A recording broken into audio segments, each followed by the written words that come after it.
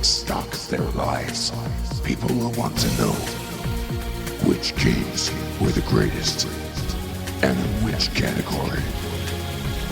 And they'll raise their eyes to System Crash for the answers.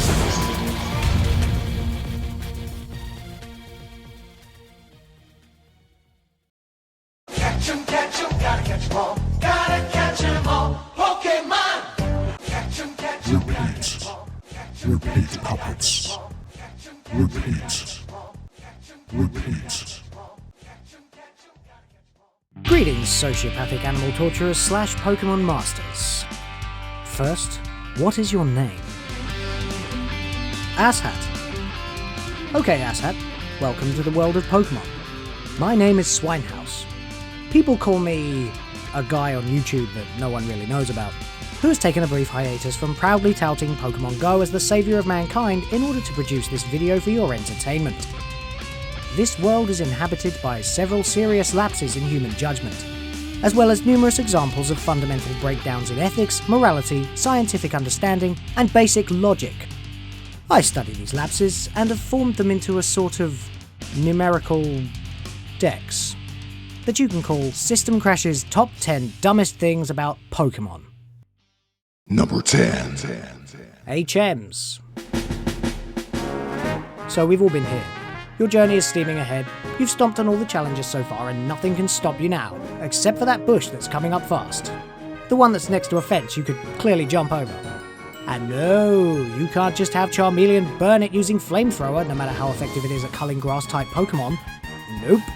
You need to force a Pokémon in your team to jack into an HM and learn how to cut, even if it already knows how to slash. But hey, you don't want to have a Pokémon that you like learn this chore, because it won't be able to unlearn it until you find the one human being in every region of the world who knows the esoteric art of uninstalling software from a living creature. Nonsense.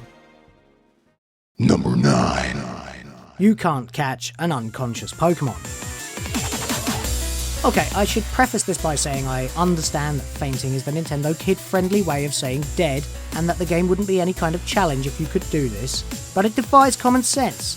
Anything is easier to trap if it's unconscious. A lack of consciousness is about as vulnerable as you can be. I know I've certainly been easier to arrest when I've been passed out in the gutter and not still tipping shots down my throat and issuing threats. Also, imagine a situation where you find a starving Pokémon that's fainted. Wouldn't you want to catch it and take it to a Pokémon Center for healing? Especially if it's an Onix or another of the bastards too big to carry. Number 8. Pokémon can learn moves they shouldn't be able to. Okay, so Tyranitar is one of my favourites. I mean, look at it. It's a pure, green, dynorific badass made of rock. But as a rock type, it is hurt by contact with water, another glaring scientific anomaly as erosion takes centuries. Anyway, despite being a rock type, Tyranitar can learn Surf, immersing itself in water, even using it as a surprise water attack. Now, I like this part, and it's made Tyranitar a staple of every team I've assembled since Gold and Silver, but who uses the wingless Doduo to fly, or old eggplant sex toy Jinx to attract? Though in fact, who uses attract at all? Or Jinx, for that matter. Number 7. Pokémon Go's mechanics. Okay, I've played this a fair bit, just like every other human in the world still in touch with their inner child has lately. But the mechanics are bullshit, even for Pokémon. Being able to catch freshly discovered unbattled Pokémon? Using candies for that one type to evolve them? Having to catch hundreds of identical Pokémon regardless of their relative rarity in order to trade them to the professor for appropriate candies? And if he has every Pokémon genus's candies in such abundance, then why doesn't he just give them to you to help with his research? Unless... oh god. Maybe the secret ingredient is Pokémon. Cannibalism isn't funny. Damn you, Pokémon Go. Number 6. Gyms by type. Back to the core series now, and seriously, why are the gyms laid out in such a way? Strongest here, third strongest there, almost as if the only place to start a Pokémon journey is from your exact starting location. And why are they all of a certain type? A fire gym. I wonder how to beat that. Oh, a bug gym. Think they like fire? It's stupid and not a challenge, as anyone would have worked out what types they need and would have already heard about the various gyms within their region ages ago. This is one that would make much more sense in an open world game, as you would have to go looking for the right types, train more than just one team, and then challenge whatever gym you please. Though I don't know why some gym leaders don't have 6 Pokémon in their team. They're supposed to be experienced. That's just lazy and they deserve the losses. But since we're on the subject of choice... Number 5. Linear design.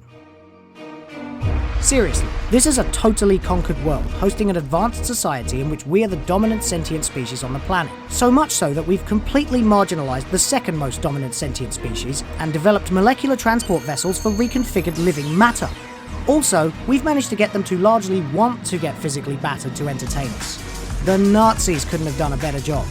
And yet, for some reason, the Hitler Youth running around at the tender age of 10, encouraged to traverse the wild world before them unsupervised, beating up animals and robbing each other, are not given the freedom to go wherever the hell they want from the start. I want to go south from Pallet Town, and who the hell are you to stop me? Number 4. Running shoes. Okay, let's bring this back from the monstrous to the just silly. I'm pretty sure I learned to run when I was 2. Probably fell flat on my face too, but I doubt a pair of Nikes would have helped much.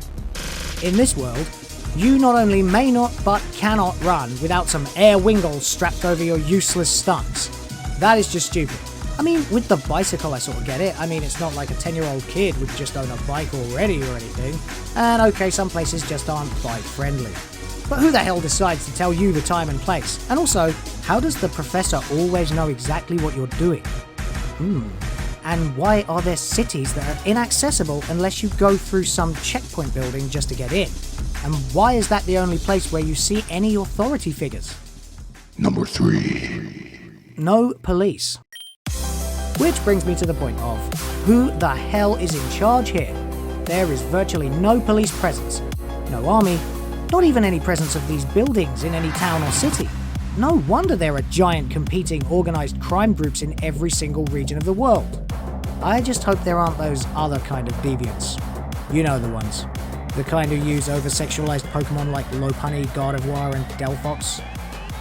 Ugh. And in a world with no restrictions and no law enforcement, who's deciding where or how you travel on your journey? Number 2.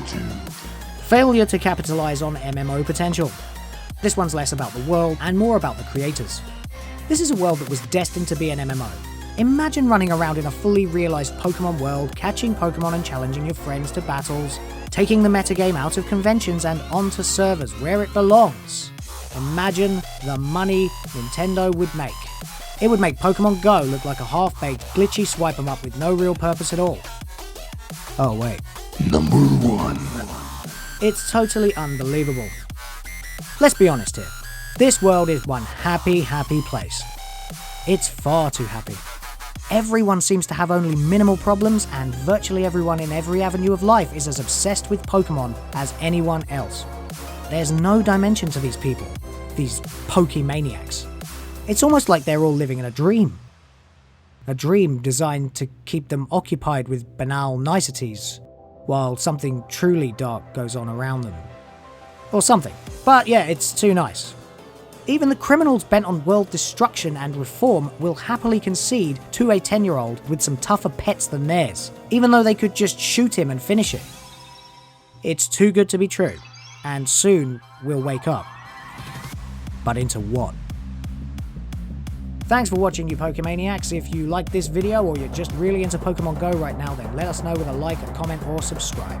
And for more obsessively nitpicky videos like this one, always keep one hand firmly on System Crash.